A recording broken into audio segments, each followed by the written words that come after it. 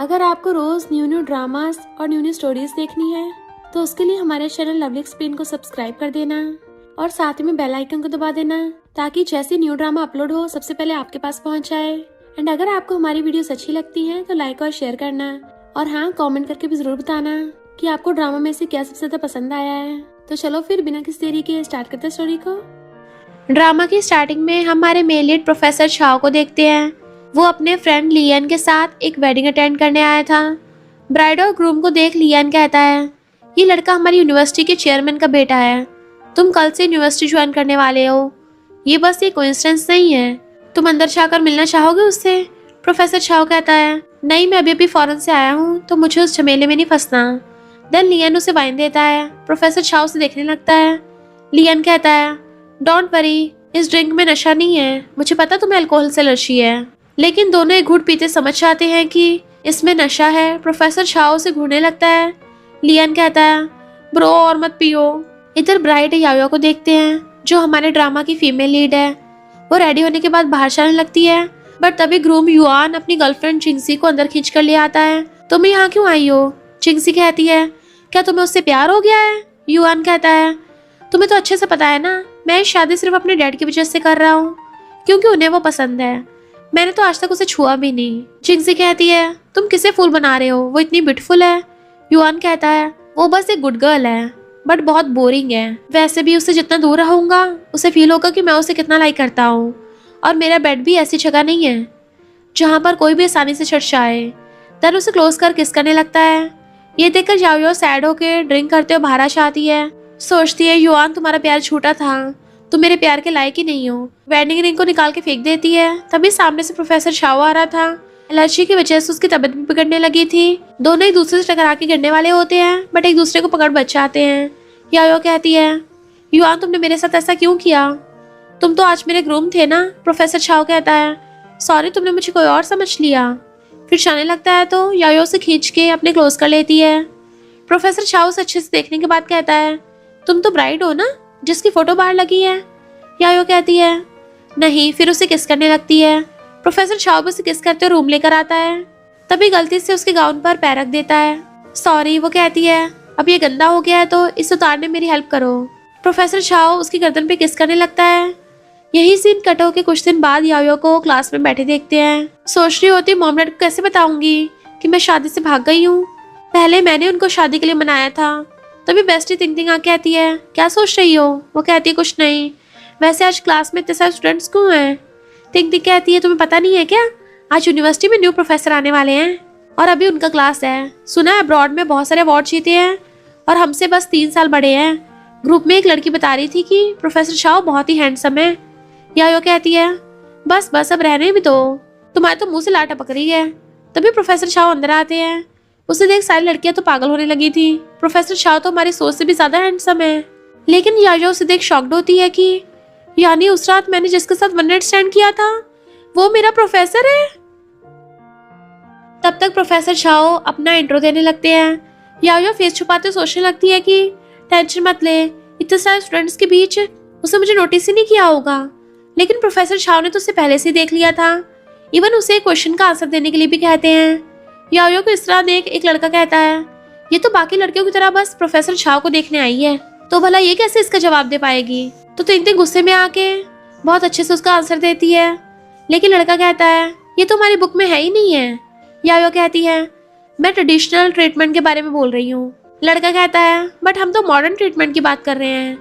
दोनों में आर्गू होते देख प्रोफेसर छाओ कहते हैं, तुम्हारा आंसर सही है बट दोनों ट्रीटमेंट एक दूसरे से बिल्कुल डिफरेंट है। वैसे भी मेरा क्वेश्चन ये नहीं था।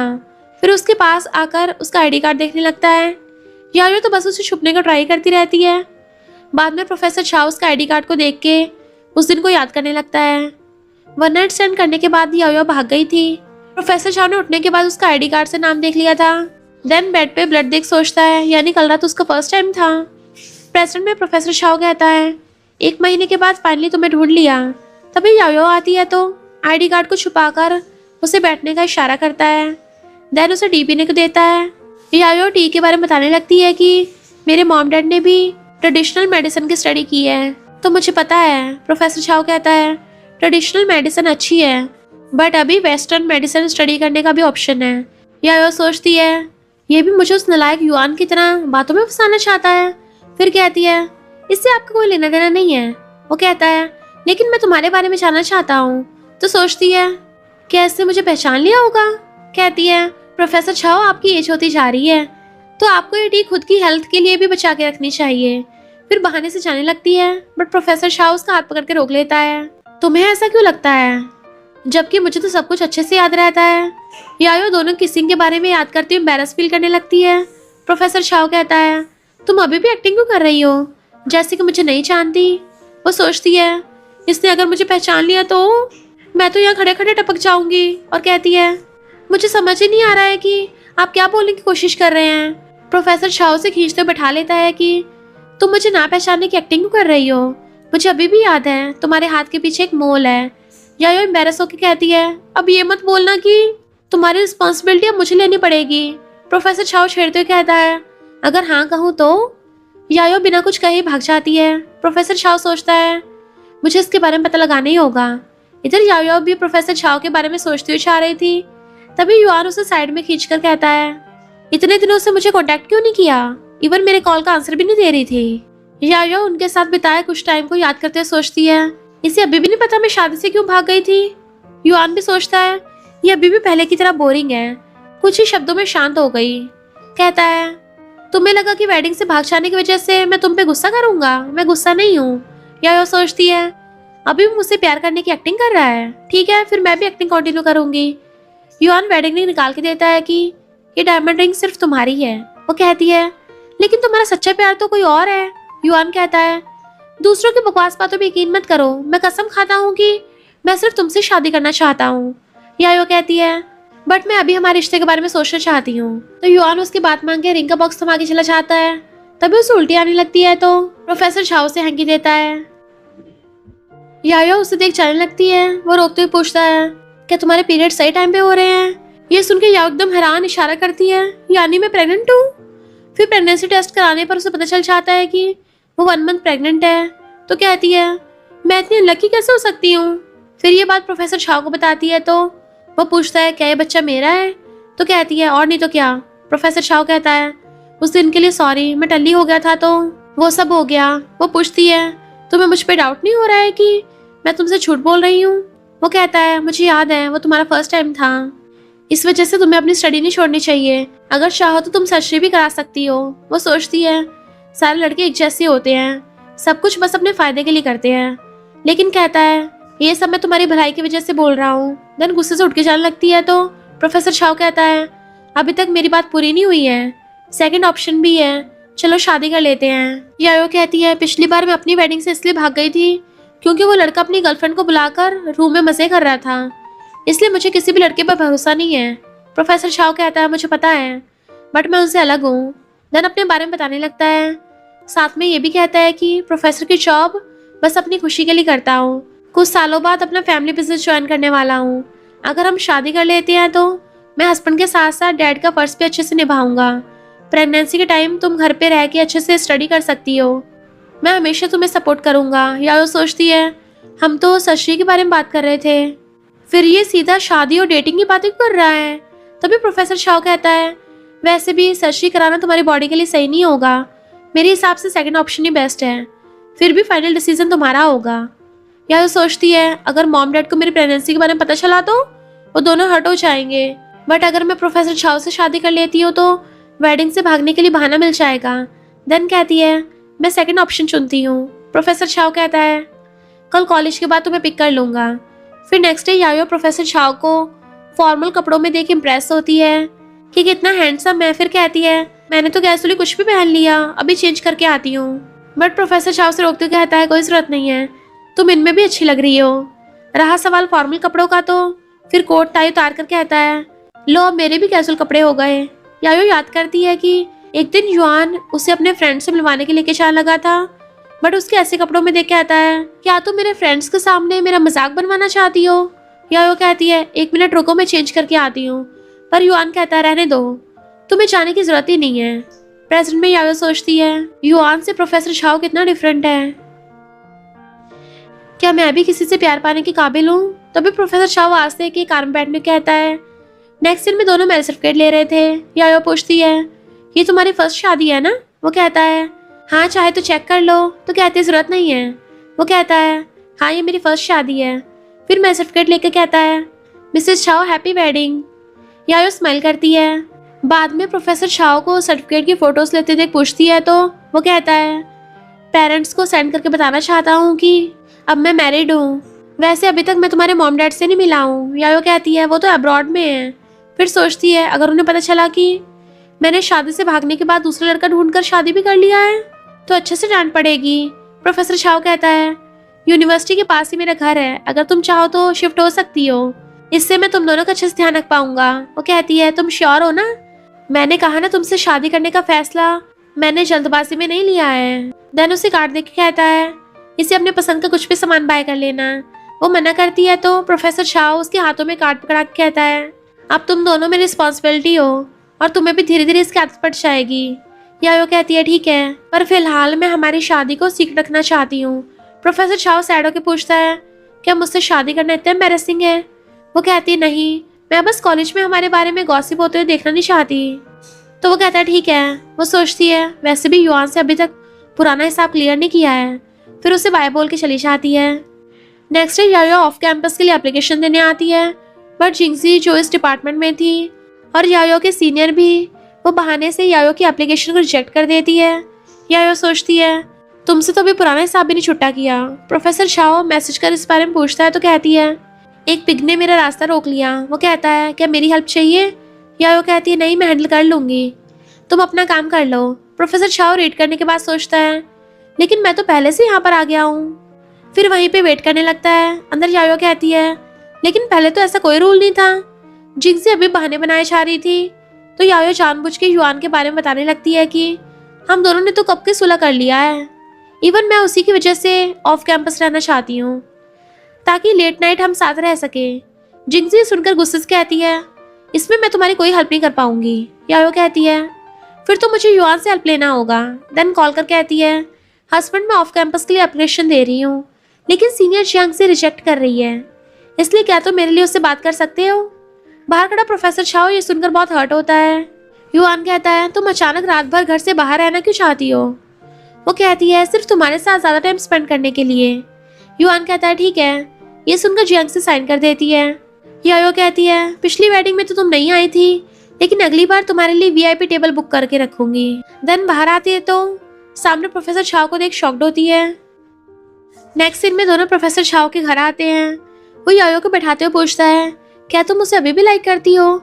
अगर तुम नहीं बताना चाहती तो कोई बात नहीं। वो कहती है, ऐसी बात नहीं है, असल में उस लड़की की वजह से ही युआन मुझे चीट कर रहा था, इसलिए उन दोनों से बदला लेना चाहती हूँ। प्रोफेसर शाओ कहता है, अगर तुम्हें मेरी हेल्प की जरूरत हो तो बताना। यायो पूछती है, तुम सच में मेरी हेल्प करोगे? तो कहता है, तुम थोड़ी ना किसी को टपकाना चाहती हो, तुम तो विक्टिम हो, वैसे भी हम मैरिड हैं, बेशक तुम्हारी प्रॉब्लम मेरी प्रॉब्लम है। यायो सोचती है, उसके आसपास मुझे वार्म और सुकून फील हो रहा है। फिर उठ के चलने लगती है, पर हील की वजह से पैरों में दर्द होने लगता है। ये देख प्रोफेसर शाओ से गोद में उठाकर रूम में लेके आता है। देन उसके पैरों की मसाज करते हुए कहता है, अब तुम्हें फ्लैट्स पहननी चाहिए, इससे तुम्हें कंफर्टेबल फील होगा। यायो तो बस उसे देखने लगती है। प्रोफेसर शाओ भी नोटिस कर उसके क्लोज आने लगता है तो सोचती है, प्रोफेसर शाओ से किस करने वाला है, बट वो तो उसकी बैग पर पिलो रख के कहता है, इससे तुम्हारी बैग को अच्छा फील होगा और मैं बाहर सो जाऊंगा। यायो कुछ बोलने वाली होती है कि तभी प्रोफेसर शाओ को उसकी मॉम कॉल कर कहती हैं, मैं डोर पर हूँ, डोर ओपन करो। यायो सुन के घबरा जाती है। मॉम को देखकर लग रहा था मानो बहुत गुस्से में है, बट मॉम तो बहुत खुश होती है कि तुमने मेरे बेटे से शादी करके बहुत अच्छा किया, आज तक इस लायक की कोई गर्लफ्रेंड भी नहीं बनी है। मुझे तो लग रहा था इस लड़कियों में इंटरेस्ट ही नहीं है। प्रोफेसर शाओ तो मॉम को घूरने लगता है, लेकिन मॉम तो उसे इग्नोर करके यायो की तारीफ करने लगती है। पता नहीं था मेरा बेटा एंड में चौका मार के सबको शॉक कर देगा, तभी तुम्हारी जैसी ब्यूटीफुल गर्ल उससे मिल गई। फिर उसका हाथ पकड़ के पूछने लगती है, अब बताओ तुमने उसे कैसे मनाया? यायो सोचती है, अगर आंटी को पता चला कि वेडिंग वाले दिन ही मैंने भाग के प्रोफेसर शाओ के साथ नाइट स्पेंड की थी तब तो मुझे बुरा समझेंगी। और कहती है, हम दोनों मेडिकल स्टडी कर रहे हैं। मॉम आगे भी उससे पूछना चाहती थी कि तुम दोनों ने डेट कब से स्टार्ट किया और भी बहुत कुछ। प्रोफेसर शाओ खाना बनाने के बहाना करता हुआ कहता है, आप तो यहाँ कुकिंग करने आई थी ना? तभी मॉम सोफे पर पिलो और ब्लैंकेट देख सोचती हैं, कहीं ये नालायक मुझसे मिलवाने के लिए फेक गर्लफ्रेंड तो नहीं बना लाया। ताकि शादी के लिए फोर्स ना करूं। मुझे कुछ करना होगा। फिर उसे यायो के पास बैठने को बोल के खुद खाना बनाने चली जाती है। डिनर के बाद उसे कुछ सूप बना के देती हैं। प्रोफेसर शाओ कहता है, डिनर करने के बाद मैं ये सब कैसे पी सकता हूँ? मॉम भी बड़ी चालाक थी, कहती हैं ठीक है फिर यायो को पिला देती हूँ। प्रोफेसर शाओ सोचता है यायो भी प्रेग्नेंट हुई है तो इधर उधर का कुछ भी नहीं खाना चाहिए। दन कहता है मॉम मैं पी लेता हूँ। पीने लगता है। मॉम तो बड़ी खुश होके उसकी बट पे मार के कहती हैं अब अच्छे से हड़बा करना। प्रोफेसर शाओ समझ नहीं पाता, लेकिन तभी उसे हॉट फील होने लगता है। रूम में आता है तो यायो उसे इस हालत में देख पूछने लगती है, बट वो बिना कुछ कहे हक कर लेता है। देन उसे किस करता है। थोड़ी देर बाद खुद को शांत करके बाहर चला जाता है। यायो सोचती है इसे अचानक क्या हो गया। इधर प्रोफेसर शाओ खुद को शांत करने के बाद कहता है मुझे अचानक हो क्या था, शायद मैंने उसे डरा दिया है। जरूर मॉम ने सूप में कुछ मिलाया होगा। नेक्स्ट डे यायो रेडी होके बाहर आती है तो प्रोफेसर शाओ कहता है कल के लिए सॉरी।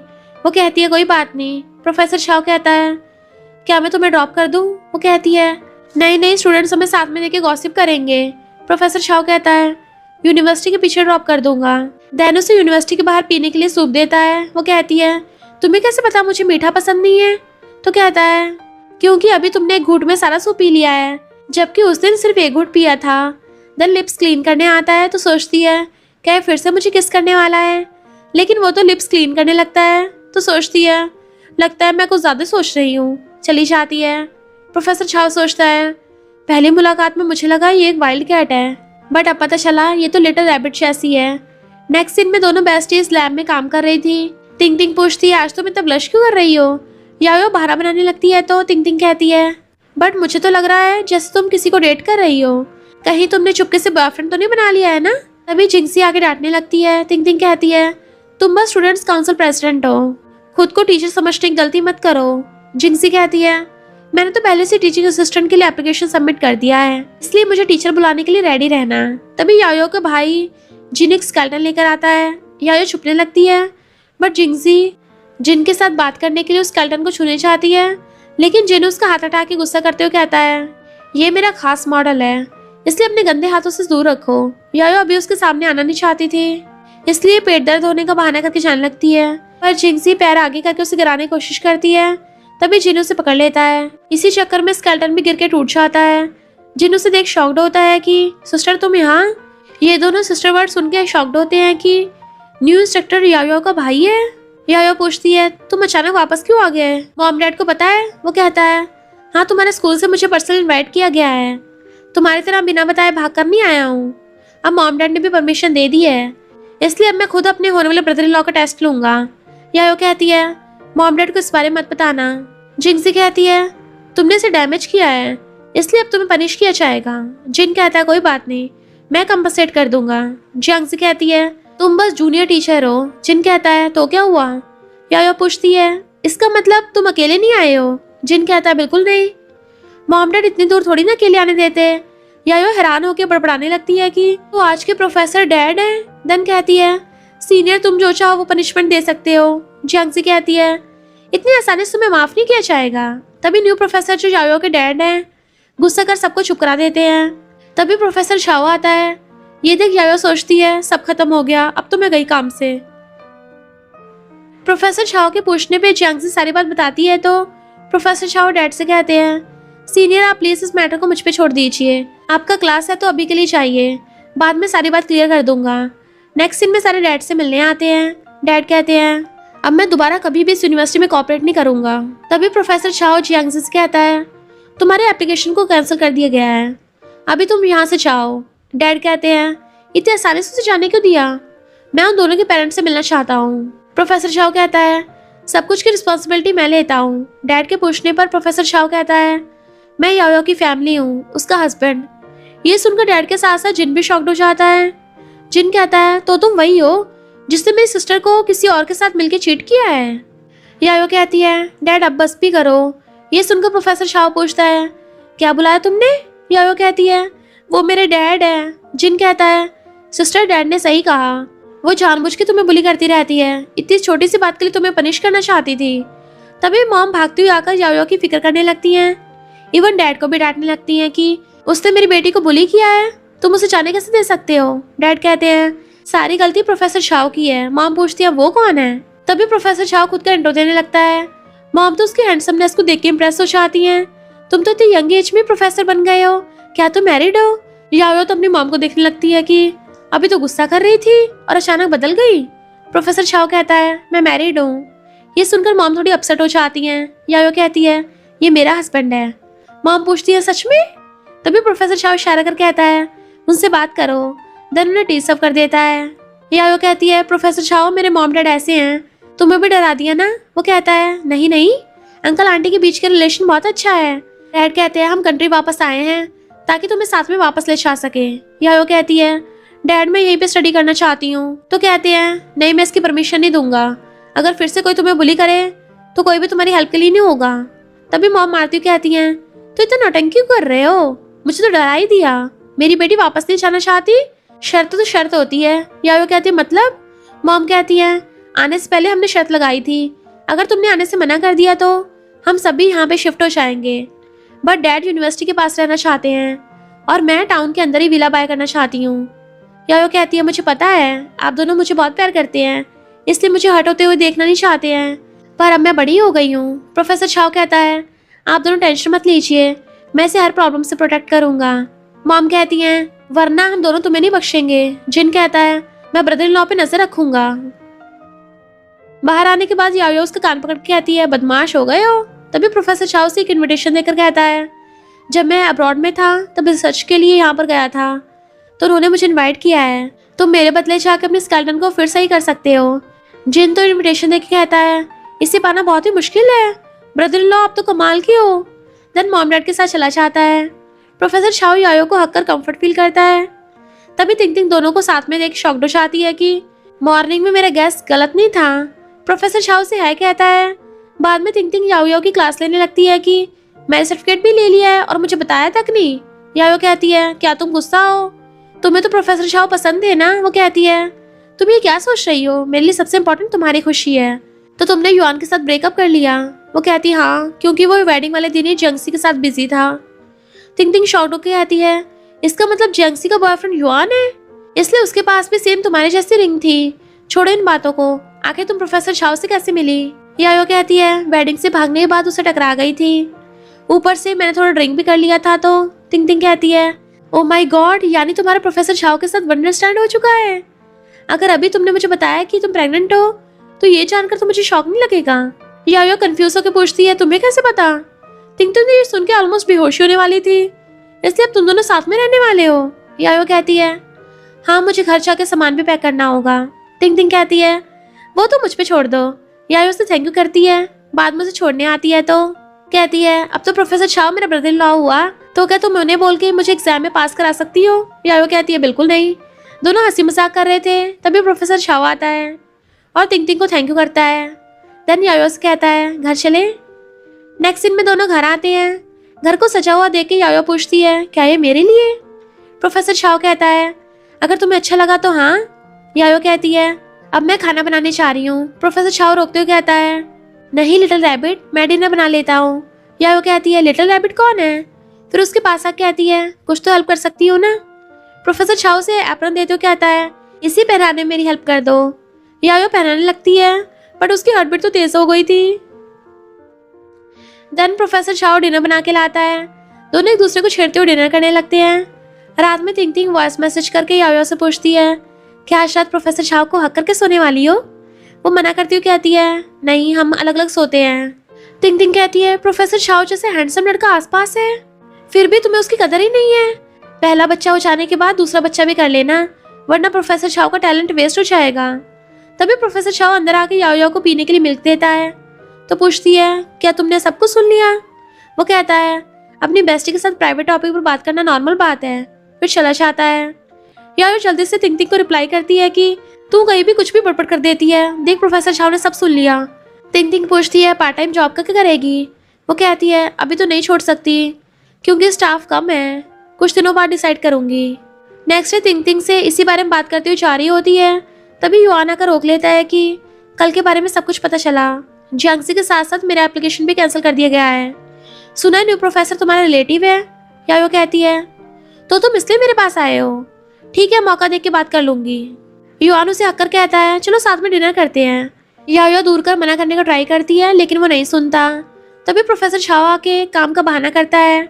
युआन सोचता है अच्छा हुआ बेकार में पैसे बर्बाद होते। प्रोफेसर छाओ की वजह से पैसे बच गए, फिर चला जाता है। यायो सोचती है इस पार्ट टाइम जॉब के बारे में अभी नहीं बता सकती। फिर कहती है अभी मुझे कुछ काम है तो बाद में घर जाऊंगी। देन जल्दी जल्दी से कैफे काम खत्म कर जाने लगती है कि प्रोफेसर छाओ के आने से पहले सारा काम खत्म हो गया। देन भाग कर जाते टाइम एक लड़के से टकरा जाती है। यायो सॉरी बोलती चली जाती है बट वो लड़का उसे देखता रहता है। बाहर पहले से प्रोफेसर छाओ वेट कर रहा था। फिर पूछता है तुम क्या खाना चाहती हो? वो कहती है स्पाइसी पॉपकॉर्न। प्रोफेसर छाओ कहता है ठीक है। वो पूछती है प्रेगनेंसी के टाइम पे ये सब खाना सही नहीं है तो तुम मुझे मना नहीं करोगे? वो कहता है नहीं तुम प्रेग्नेंट हो, अभी सबसे जरूरी तुम्हें खुश रहना चाहिए। यायो को सुनकर अच्छा फील होता है बट प्रोफेसर छाओ से सेम कैफे में लेके आता है तो यायो की खुशी टेंशन में बदल जाती है कि कहीं कोई मुझे देख के पहचान ना ले, इसलिए अपना फेस छुपाने लगी थी। तभी प्रोफेसर छाओ से खाने को कहता है तो यायो कहती है यहाँ पे बहुत मच्छर है। प्रोफेसर छाओ नीचे बैठकर उसकी केयर करने लगता है तो कहती है शायद एक ही आया था, तुम्हारे डर से चला गया। फिर उसे खाने को देती है बट रुका सोचती है ये तो ऑयली फूड नहीं खाता। तभी उसका हाथ पकड़ प्रोफेसर छाओ खा लेता है। यायो के पूछने पर कहता है लेकिन तुम्हारे हाथ से इसका टेस्ट बढ़ गया है। रात में इसी बारे में तिंग तिंग से बात करती है। वो कहती है उन्हें पता चलने से पहले तुम्हें बता देना चाहिए। वो कहती है फिर भी प्रोफेसर छाओ मुझ पे गुस्सा नहीं करेंगे? तिंग तिंग कहती है अरे वाह मेरी बेस्टी को तो अपने हस्बैंड से प्यार हो गया है। यायो कहती है ऐसी बात नहीं है बट ये फीलिंग मुझे बहुत अच्छी लग रही है। तभी तिंग तिंग से मिलने प्रोफेसर छाओ आता है। वो भागने की कोशिश करती है लेकिन प्रोफेसर छाओ कहता है तुम मेरे सब्जेक्ट में फेल होना चाहती हो। तिंग तिंग उसे सारी बात बता देती है। नेक्स्ट डे प्रोफेसर छाओ सीधा कैफे में आ जाता है। यायो उसे देख शॉक्ड होती है, क्या कोइंसिडेंस है? प्रोफेसर छाओ कहता है नहीं मैं यहाँ तुमसे मिलने आया हूँ, तुम्हारी स्टडी 10 बजे खत्म हो गई थी। वो पूछती है तुम गुस्सा हो? प्रोफेसर छाओ कहता है मैंने पहले भी कहा है कि तुम अपनी मर्जी से कुछ भी कर सकती हो लेकिन खुद को बिना हर्ट किए। तुम्हारे पास तो पैसों की कमी नहीं है, फिर ये पार्ट टाइम जॉब क्यों? वो कहती है मैं नॉर्मल लोगों की तरह लाइफ एक्सपीरियंस करना चाहती हूँ। प्रोफेसर छाओ कहता है ठीक है फिर मैं हॉस्पिटल में तुम्हारे इंटर्नशिप के लिए बात करता हूँ। वो कहती है नहीं असल में युआन के साथ डेटिंग करते टाइम मैं अपने पैसों से उसे गिफ्ट देना चाहती थी इसलिए पार्ट टाइम जॉब किया, लेकिन उसका सच पता चलने के बाद मैं अचानक जॉब नहीं छोड़ सकती ना। बट ये सब पास्ट की बात है, दोबारा ऐसी गलती नहीं करूंगी। तो कहता है तुम्हारी जॉब करने से मुझे कोई प्रॉब्लम नहीं है लेकिन तुम्हें खुद को हर्ट करने की परमिशन नहीं दे सकता। यायो कहती है ठीक है। सोचती है अब लगता है और भी बेहतर बनने के लिए प्रोफेसर छाओ मेरी हेल्प कर रहा है। वो उसे गोद में उठा के आता है प्रेगनेंसी के साथ साथ करियर भी इम्पोर्टेंट है लेकिन इन सब के लिए खुद को फोर्स नहीं करना चाहिए। रात में यायो इसी बारे में सोचती हुई पढ़ने बैठ जाती है बट हमारी तरह सारे सब्जेक्ट उसके सर के ऊपर ही चले जा रहे थे, इसलिए सोचती है क्यों ना प्रोफेसर छाओ से हेल्प ले लूं। फिर उसे बुलाने आती है तो उसे सोता हुआ देख के ताड़ने लगती है। तब तो प्रोफेसर छाओ भी उठ जाता है, पूछता है तो कहती है स्टडी में तुम्हारी हेल्प चाहिए। देन प्रोफेसर छाओ से पढ़ाने लगता है बट यायो तो उसे नजर ही नहीं हटा पा रही थी। प्रोफेसर छाओ कहता है सुन भी रही हो या नहीं, ये सेकंड टाइम है जब तुम मेरी क्लास में डिस्ट्रैक्ट हो रही हो। तो कहती है सच बताऊं तो? फिर किस करते हुए कहती है तुम बहुत हैंडसम हो। प्रोफेसर छाओ कहता है क्या तुम इस बार फेल होना चाहती हो? यायो सोने के लिए जाने लगती है लेकिन प्रोफेसर छाओ कहता है ये चैप्टर खत्म करके सोना। थोड़ी देर में याओ वहीं पे सो जाती है। नेक्स्ट डे यायो मैनेजर से कहती है मेरे एग्जाम्स पास आ रहे हैं तो ज़्यादा टाइम स्टडी में लगाना पड़ेगा, इसलिए मैं ये जॉब छोड़ना चाहती हूँ। मैनेजर भी इस बात से एग्री हो जाता है पर ये 2 नमूने कैफे में आते हैं। युआन उससे देख पूछता है तो कहती है मैं पार्ट टाइम जॉब करती हूँ। जियांगजू से जानबूझ के इंसल्ट करने लगती है लेकिन युआन उसे चुप करा देता है बट वो अपनी हरकतों से बात आने वाली कहाँ थी, जानबूझ के कपल वाले डिश ऑर्डर करती है। यायो भी कुछ रिएक्ट ना करके डिश ला के दे देती है लेकिन दोनों प्लेट्स अलग देख के जियांगजी पूछती है तो यायो कहती है मुझे स्पाइसी खाना पसंद नहीं है, इसलिए युआन ने भी स्पाइसी खाना छोड़ दिया है। युआन इशारे से बस उसे चुप रहने को कहता है। यायो आगे भी बोलना जारी रखती है कि बेशक ज्यादा टाइम तुम्हारे साथ रहता हो, बेशक तुम्हें उसके बारे में सब कुछ पता है, बट फियांसे होने के नाते मुझे जो कुछ पता है वो तुम्हें नहीं पता। जियांगजी गुस्से से चली जाती है। युआन यायो पर गुस्सा करने लगता है। यायो कहती है मैंने कुछ गलत किया है क्या? युआन भी बिना कुछ कहे चला जाता है तो वो स्माइल करती हुई कहती है अगली बार आना, 20% डिस्काउंट मिलेगा। देन यायो अपने काम में लग जाती है लेकिन वही लड़का उसकी बट पे मारता है। यायो मैनेजर से कंप्लेन करती है तो वो लड़का इनोसेंट बनने की एक्टिंग करने लगता है। मैनेजर कहता है तुम्हें कोई मिसअंडरस्टैंडिंग हुई होगी, ये लड़का बहुत शांत और अच्छा है। यायो गुस्से से उसके सर पे हिट कर देती है। नेक्स्ट दोनों को पुलिस स्टेशन में देखते हैं। यायो ऑफिसर से कहती है कि पहले इसने मेरे से बदतमीजी की, लेकिन बिना कोई प्रूफ के ऑफिसर्स को उसकी बातों पे यकीन नहीं होता, इसलिए कहता है अपनी फैमिली मेंबर को कॉल करो, उसके बाद वापस जा सकती हो। यायो प्रोफेसर शाह को कॉल करती है। प्रोफेसर शाह तो भागता हुआ आकर यायो की केयर करने लगता है। वो कहती है मैं ठीक हूँ। देन सारी बात बताने लगती है। तब तक वही लड़का मैनेजर के साथ आता है। ज्यादा टाइम यायो के क्लोज आके कहता है वैसे वो बहुत सॉफ्ट था। ये सुनकर प्रोफेसर शाह भी खुद को शांत नहीं रख पाता और उसे एक जोरदार पंच मार देता है। यायो ने पहले ही सीसीटीवी कैमरा छुपा दिया था। प्रोफेसर शाह से पैसे देके कहता है दोबारा अपना थोपड़ा मत दिखा देना। रात में यायो उसके चोट पर मेडिसिन लगाने लगती है। प्रोफेसर शाह सोचता है इसके साथ टाइम बिताना बहुत अच्छा लग रहा है। तभी लियान मैसेज कर साथ में डिनर के लिए पूछता है। प्रोफेसर शाह कहता है लियान मेरा हाई स्कूल क्लासमेट है, वो तुमसे मिलना चाहता है, क्या तुम कल फ्री हो?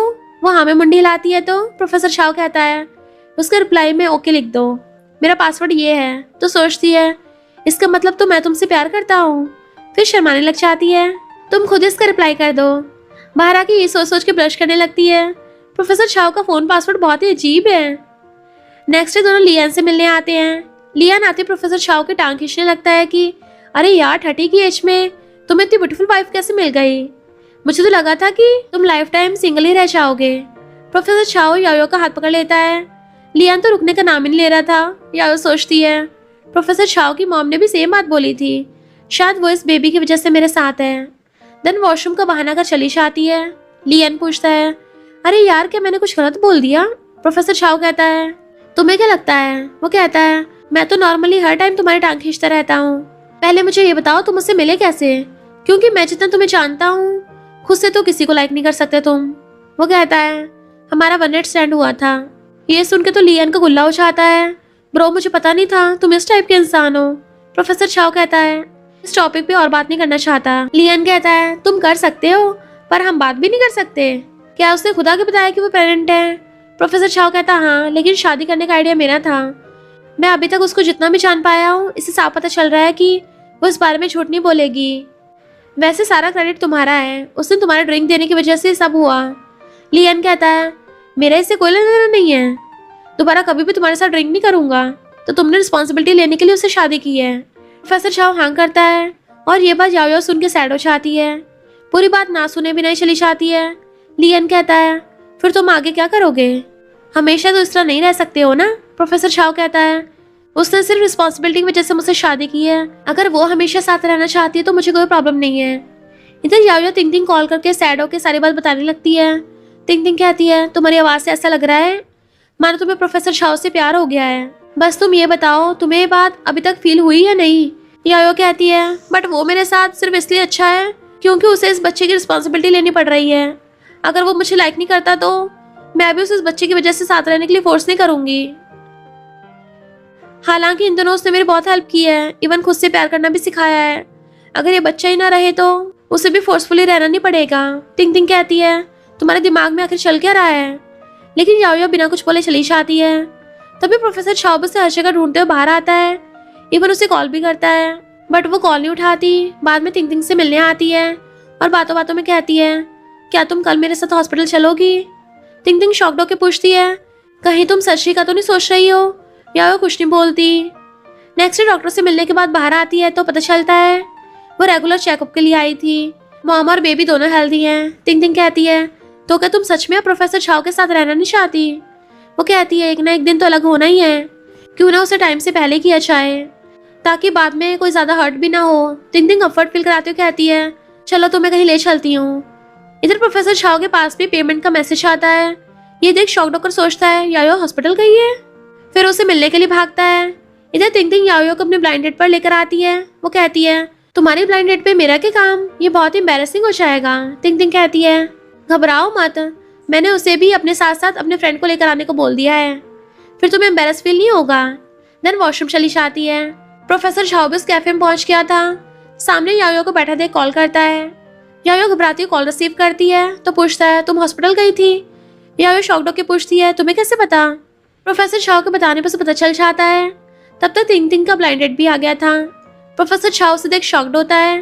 इतने में तिंग तिंग आकर उस लड़के से कहती है, मैं तुम्हारी ब्लाइंड डेट हूँ और ये मेरा फ्रेंड है। तुम्हारा फ्रेंड कहाँ पे है? तब तक याओ का भाई जिन भी वहाँ पे आ जाता है। ब्लाइंड डेट वाला लड़का कहता है, ये मेरा फ्रेंड है। सारे एक दूसरे को देख हैरान होते हैं। जिन पूछता है, सिस्टर तुम यहाँ क्या कर रही हो? याओ तिंग तिंग को घूरने लगती है तो तिंग तिंग कहती है, सॉरी ये बस कोइंसिडेंस है। लड़का कहता है, जिन मैं तुम्हारी सिस्टर की ब्लाइंड डेट हूँ। जिन कहता है, तुम्हारे जैसे लड़के को मेरी सिस्टर कभी भी डेट नहीं करेगी। वो लड़का कहता है, वो सिंगल है तो फिर मैं उसे डेट क्यों नहीं कर सकता? जिन कहता है, तुम्हें किसने कहा कि वो सिंगल है? तभी सारे प्रोफेसर छाओ को भी देख लेते हैं। वो बहुत गुस्से में था। तिंग तिंग पूछती है, प्रोफेसर छाओ आप यहाँ पे क्या कर रहे हैं? वो कहता है, मेरी वाइफ ने बच्चे के साथ साथ अपने हस्बैंड को भी छोड़ दिया है। लड़का पूछता है, तुम हो कौन? या वो कहती है, ये मेरा हस्बैंड है। प्रोफेसर छाओ कहता है, मैं अपनी वाइफ को घर लेके चाहता हूँ। उसे घर ले आया था। घर आने के बाद उसके शूज उतार के स्लीपर पहनाता है।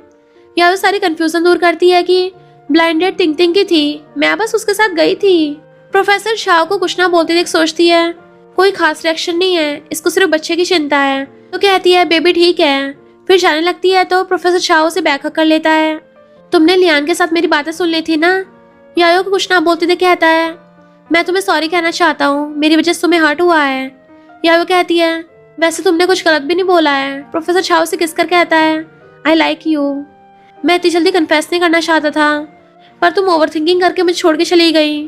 तुम्हें पता भी है मैं कितना डर गया था, मुझे लगा तुमने बेबी की सर्जरी करवा दी है। या वो कहती है, मैं तो बस रेगुलर चेकअप के लिए गई थी। प्रोफेसर छाओ कहता है, क्या तुम उस बात की वजह से गुस्सा हो? यायो बिना कुछ कहे उसे किस करती है तो कहता है, इसका क्या मतलब है? वो पूछती, तुम्हें क्या लगता है? तो कहता है, मुझे लगता है कि तुम भी मुझे लाइक करती हो। वो कहती है, हाँ। प्रोफेसर छाओ सुनकर उसे हक्का लेता है, अगली बार नाराज होने पर बता देना, ऐसे छोड़ के मत चली जाना।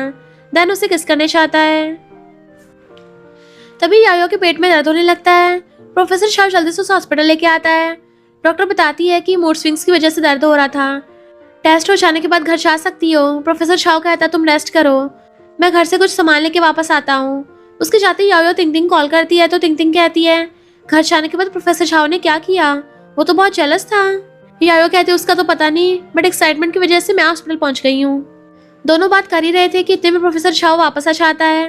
देन उसके कपड़े उतारने लगता है। वो कहती है, मैं कर लूंगी। प्रोफेसर छाओ यायो के कपड़े धो के सुखाने लगता है। वो सोचती है, इतना हैंडसम प्रोफेसर मेरे कपड़े धो रहा है। नेक्स्ट सीन में प्रोफेसर छाओ उसके पैरों में मसाज करने लगता है। तभी एक नर्स आके कहती है, आपका हस्बैंड तो कितना काइंड है, वैसे तुम्हारी रिपोर्ट नॉर्मल आई है तो कल वापस जा सकती हो। नेक्स्ट डे दोनों बेस्टीज बहुत सारी शॉपिंग करके वापस जा रहे थे। यायो पूछती है, तुमने जिनको क्यों बुलाया है? वो कहती है, इतना सारा सामान उठाने के लिए कोई तो चाहिए ना। फिर दोनों की बातों से जिनको ये मिसअंडरस्टैंडिंग हो जाती है कि प्रोफेसर छाओ को लड़कियां पसंद नहीं है। ये सुनकर वो तो शॉक्ड हो जाता है, इसलिए दोनों में अक्सर फाइट होती रहती है। मॉम डैड को जल्दी से जल्दी बात बतानी होगी। देन उनका सामान उन्हें पकड़ा के भाग जाता है। रात में यायो घर आती है। डिनर करते टाइम उसे एक पेन भी गिफ्ट करती है कि एक प्रोफेसर होने के नाते तुम्हारे लिए बेस्ट गिफ्ट होगा। प्रोफेसर छाओ कहता है, ये बहुत अच्छा है, थैंक यू। फिर उसे एक जूस निकाल कर देती है। प्रोफेसर छाओ एक घूंट पीते कहता है, इसे मत पीना, इसमें नशा है। वो कहती, माफ करना, मैं गलती से नशे वाला ले आई। बाद में प्रोफेसर छाओ टल्ली हो जाता है और यायो के क्लोज आने लगता है, पर वो उसे रोक देती है तो कहता है, डॉक्टर ने कहा है तुम अच्छे से एक्सरसाइज करनी चाहिए, क्या मैं हेल्प करूं? वो मुंडी हिलाती है तो वो उसे किस करने लगता है। दोनों किसिंग के आगे बढ़ पाते कि तभी जिन मॉम डैड को लेकर आ जाता है और उसे यायो से दूर कर कहता है, तुमने सिर्फ बच्चे की वजह से मेरी सिस्टर का यूज किया है। मॉम डैड भी गुस्सा करते हैं। यायो कहती है, आप ये सब क्या बोल रहे हो? डैड कहते हैं, जिन सबको सच बताओ। जिन कहता है, प्रोफेसर छाओ को लड़कियां पसंद नहीं है। प्रोफेसर छाओ वाज लाइक, किस एंगल से तुझे दिख रहा हूँ? फिर कहता है, यायो तुमने ऐसा कहा? वो कहती है, मॉम डैड मैं प्रेग्नेंट हूँ। तो भला ऐसा कैसे हो सकता है? डैड कहते हैं, उसने बस तुम्हारा फायदा उठाया ताकि तुम उसे एक बच्चा दे सको। जिन कहता है, आज मैंने तुम दोनों की बातें सुनी, तुम अपनी फ्रेंड को बता रही थी कि प्रोफेसर छाओ ने तुम्हें आज तक छुआ भी नहीं है, तुम तो उसे पटाने की बहुत सारी प्लानिंग बनाती रहती हो। यायो कहती है, जिन अगर मेरे हाथों पिटना नहीं चाहता है ना तो चुप हो जा। फिर उन्हें सारी बात बताती है कि मेरी शादी पहले चेयरमैन के बेटे से होने वाली थी, लेकिन वेडिंग वाले दिन ही पता चल गया कि वो मुझे चीट कर रहा है। इसके बाद मैंने प्रोफेसर छाओ को शादी के लिए फोर्स किया था। सच जानकर क्या आप दोनों गुस्सा हो? डैड कहते हैं नहीं, उसकी वजह से तुम्हें बहुत कुछ सहना पड़ा। मॉम पूछती हैं यानी तुम दोनों ने रिस्पॉन्सिबिलिटी के लिए शादी की है, क्या तुम उसे लाइक करती हो? दोनों ही हाँ कहते हैं। मॉम डैड के साथ साथ याओ भी जिनको पीटने लगते हैं कि पूरी बात सुने बिना बकवास करता रहता है। मॉम कहती हैं इस बार सच ही बोल रहे हैं। अंदर आते टाइम दोनों को वो सब करते देखा नहीं था। रात में याओ प्रोफेसर छाओ की बातों को याद कर स्माइल कर रही थी कि तभी प्रोफेसर छाओ कहता है कि आज मैं तुम्हारे साथ सो सकता हूँ? वो हाँ कहती है। देन वो उसके पैरों में मसाज करता है। रात में दोनों सो रहे थे, तभी युआन याओ कॉल करता है। याओ कॉल उठाती है तो युआन कहता है कल साथ में डिनर करेंगे। इतने में प्रोफेसर छाओ भी उठ गया था और जेलस होकर किस करके याओ की मुंह बंद कर देता है। फिर कॉल काट कर कहता है चलो एक्सरसाइज करते हैं। इधर युआन कहता है ये आवाज किस लड़के की थी, थोड़ा फैमिलियर लग रहा है, इसलिए वो मुझे अवॉइड कर रही है। नेक्स्ट डे याओ से मिलने आकर अपनी बातों से उसे फंसाने का ट्राई कर रहा था। याओ कहती है ज्यादा इनोसेंट बनने की जरूरत नहीं है, हमारा ब्रेकअप तो उसी दिन हो गया था जिस दिन मैं शादी से भागी थी। जाने लगती है, युआन उसे खींचता है जिससे उसकी सारी बुक नीचे गिर जाती है। युआन कहता है कल रात वाला लड़का प्रोफेसर छाओ तो नहीं है? तुम एक बुड्ढे के साथ रिलेशन में हो, अगर पूरे कॉलेज को इसके बारे में पता चला तो उसकी रेपुटेशन का क्या होगा? या वो सोचती है मैं किसी भी कीमत पे प्रोफेसर छाओ की इमेज को खराब नहीं होने दूंगी, इसलिए कहती है इससे तुम्हारा कोई लेना देना नहीं है, दोबारा मेरे सामने मत आना। देन पार्किंग में प्रोफेसर छाओ का वेट करते हुए भागती हुई आकर हक कर लेती है।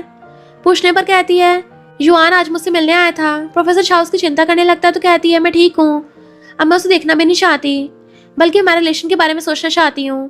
प्रोफेसर छाओ कहता है तुम्हें जो ठीक लगे वही करना। देन उसके फोरहेड पे किस करता है। इतने में जियांगसू ने देख के जल्दी से फोटो खींच लेती है, पर प्रोफेसर छाओ का फेस नहीं देख पाती। नेक्स्ट डे दोनों एक इवेंट में आते हैं। एक ओल्ड मैन को देख याओ कहती है पता है ये मेरा आइडल है जिनके बारे में हमेशा बात करती रहती हूँ, मुझे उनसे मिलना है। प्रोफेसर छाओ उनसे मिलाने लेकर आता है। ये ओल्ड मैन जिनका नाम टीचर वू है, वो मेडिकल फील्ड के बेस्ट डॉक्टर के साथ साथ टीचर भी हैं।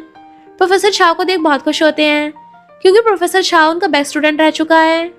टीचर वू को जैसे पता चलता है कि याओ प्रोफेसर छाओ की वाइफ है तो वो भी उसे हक करके अच्छे से बात करते हैं, बट जियांगसी ये देख कुछ अलग ही सोच लेती है।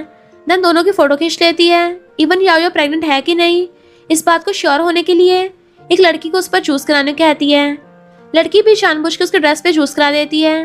देन आके जियांगसी से कहती है हाँ वो सच में प्रेग्नेंट है। जियांगसी सोचती है अब आएगा मजा। इधर याओ तो बस प्रोफेसर छाओ को ही देखती रहती है। प्रोफेसर छाओ के पूछने पे कहती है मेरा हस्बैंड तो मेरी इमेजिनेशन से कहीं ज्यादा अमेजिंग है, तो तुम टीचर वो के फेवरेट स्टूडेंट हो। प्रोफेसर छाओ कहता है तुम भी एक दिन उनकी बेस्ट स्टूडेंट बन जाओगी। याओ कहती है शायद बड़े टेंशन पाने के मुकाबले तुमसे थोड़ी पीछे रह जाऊंगी। इधर जियांगसी ने युआन को टीचर वू के साथ वाली फोटो सेंड कर दिया होता है, जिसे देख के युआन कहता है तुमने एक बुड्ढे के लिए मुझे चीट किया, अब देखो मैं तुम्हारे साथ क्या करता हूँ। नेक्स्ट डे याओ को स्कॉलरशिप मिलने वाली थी। याओ प्रोफेसर को बाय बोल के जाने लगती है, लेकिन वापस आकर उसे किस कर चली जाती है। फिर जैसे स्टेज पे जाती है तो तभी जियांगसी सबको टीचर वू के साथ वाली फोटोज दिखा देती है। तिंग तिंग सबको बताती है कि ये बस र्यूमर्स हैं, लेकिन कोई भी उनकी बातों पे यकीन नहीं करता। इवन याओ को बॉटल फेंक कर मारने लगते हैं, पर तिंग तिंग उसे बचा लेती है। याओ कहती है वो पर्सन टीचर वू है जो मेडिकल फील्ड का फेमस डॉक्टर है। सारे उसकी बातों पे यकीन कर ही रहे होते हैं कि युआन कहता है फिर तुम्हारे पेट में जो बच्चा है उसका डैड कौन है। जियांगसी भी इसका फायदा उठाकर बुरा बोलने लगती है। तिंग तिंग प्रोफेसर छाओ को कॉल लगाने वाली होती है कि जियांगसी रोक लेती है। देखती हूँ आज उसकी हेल्प करने के लिए कौन आता है। देन याओ को मारने वाली होती है कि तभी प्रोफेसर छाओ कहता है किसमें इतनी हिम्मत आ गई है। फिर आके सबके सामने उसे रिंग बना के कहता है हम पहले से मैरिड हैं। याओ भी बिना डरे सबको सच बता देती है। तिंग तिंग सोचती है कितना इंटरेस्टिंग है। युआन कहता है तो तुमने इसकी वजह से मुझे चीट किया था। याओ कहती है झूठ बोलना बंद कर, वैसे मुझे तुझे थैंक यू कहना था, अगर तूने मुझ पे चीट ना किया होता तो मैं प्रोफेसर छाओ से कभी नहीं मिल पाती। युआन के डैड गुस्सा करने लगते हैं तो युआन कहता है डैड वो झूठ बोल रही है, उसने मुझे चीट किया था। तभी तिंग तिंग शादी वाले दिन की रिकॉर्डिंग चला देती है, जिससे सबको पता चल जाता है कि युआन जियांगसी के साथ मिलके याओ को चीट कर रहा था। जियांगसी युआन के पास आती है तो युआन कहता है सब कुछ तुम्हारी वजह से हुआ है, दोबारा मेरे सामने मत आना। लेकिन डैड उल्टा उस पर गुस्सा कर चले जाते हैं। प्रोफेसर छाओ कहता है काफी बहादुर हो गई हो। तो कहती है तुम्हारी वजह से अब मुझे किसी बात का डर नहीं है। रात में याओ मिल्क लेने आती तो पता चलता है लिविंग रूम का एसी तो ठीक है, यानी प्रोफेसर छाओ ने झूठ कहा था ताकि उसके साथ सो सके। फिर आके उसको छेड़ने लगती है। प्रोफेसर शाओ कहता है अब तो सबको पता है कि मैं तुम्हारा हस्बैंड हूँ। यायो छेड़ते हुए बार बार उसे हस्बैंड बुलाती है तो प्रोफेसर शाओ से किस करता है। नेक्स्ट डे युआन के डैड प्रोफेसर शाओ से मिलने आते हैं। ऑनलाइन सारे लोग तुम दोनों के रिलेशन के बारे में बैड कमेंट्स कर रहे हैं। प्रोफेसर शाओ कहता है कहीं पर भी ये बात मेंशन नहीं किया गया है कि टीचर स्टूडेंट से शादी नहीं कर सकता। अगर इस बात से कॉलेज की रेपुटेशन खराब हो रही है तो मैं रिजाइन दे रहा हूँ। युआन के डैड सोचते हैं इन्हें इस यूनिवर्सिटी के प्रोफेसर बनाने के लिए मैंने बहुत सारे पैसे खर्च किए हैं, ऐसे थोड़ी ना रिजाइन देने दे सकता हूँ। और कहते हैं मेरे कहने का मतलब ये नहीं था। लेकिन प्रोफेसर शाओ कहता है बट मैंने सच ही बोला है, बाद में आपका डिसीजन मुझे बता देना। फिर बाहर आता है तो यायो को देख पूछता है क्या हुआ। वो पूछती है तुम्हें निकाल दिया। तो कहता है नहीं, कुछ दिन का ब्रेक लिया है। फिर दोनों बातें करते हुए जा ही रहे थे कि युआन गुस्से से दोनों को टपकाने के लिए कार को बहुत स्पीड से उनकी तरफ लेके आ रहा था। लेकिन प्रोफेसर शाओ एंड टाइम पे यायो को बचा लेता है, पर पेट में लगने की वजह से उसे इमरजेंसी में एडमिट कराना पड़ता है। देन प्रोफेसर शाओ किसी कॉल कर कहता है यायो अब्रॉड स्टडी करने चाहेगी, आप सारी तैयारियां करके रखिए। थोड़ी देर बाद डॉक्टर बेबी गर्ल को बाहर लेके आते हैं। प्रोफेसर शाओ पूछता है मेरी वाइफ कैसी है। डॉक्टर कहती है दोनों ही अच्छे हैं। बाद में यायो से कहता है थैंक यू मुझे डैड बनने की खुशी देने के लिए। कुछ दिनों बाद जिनके साथ दोनों मॉम डैड भी उससे मिलने आते हैं। सारे हंसी मजाक कर ही रहे थे कि तभी पार्सल आता है, जिसे ओपन करने के बाद यायो को पता चलता है कि प्रोफेसर शाओ ने उसे बिना बताए टीचर वू के पास स्टडी के लिए एप्लीकेशन फॉर्म सबमिट कर दिया था। टीचर वू ने भी एप्लीकेशन एक्सेप्ट कर लिया होता है। दोनों मॉम के साथ साथ यायो भी शॉक्ड होती हैं। बाद में जब प्रोफेसर शाओ घर आता है तो दोनों मॉम पहले तो उस पर गुस्सा करती हैं, फिर जब वो अच्छे समझाता है तो दोनों मॉम भी कहती हैं हाँ उसे जाना चाहिए, हम सब मिलकर बेबी का टेक केयर कर लेंगे। बाद में प्रोफेसर शाओ यायो को भी समझाता है। यायो इतनी छोटी बेबी को छोड़ के जाना नहीं चाहती थी। प्रोफेसर शाओ कहता है टेंशन मत लो, मैं हूं ना, बेबी का अच्छे से ध्यान रख लूंगा। यही सीन कट होके 3 साल बाद यायो को देखते हैं। वो आज अब्रॉड से लौटी है, उसे पिक करने तिंग तिंग आई हुई थी और पूछती है अब क्या सीधे प्रोफेसर शाओ से मिलने चाहोगी। वो कहती है अभी एक इम्पोर्टेंट सर्जरी है तो हॉस्पिटल जाऊंगी। यानी यायो अब फेमस सर्जन बन गई होती है। प्रोफेसर शाओ को भी उसके वापस आने की बात उसकी रिंग से पता चल जाती है।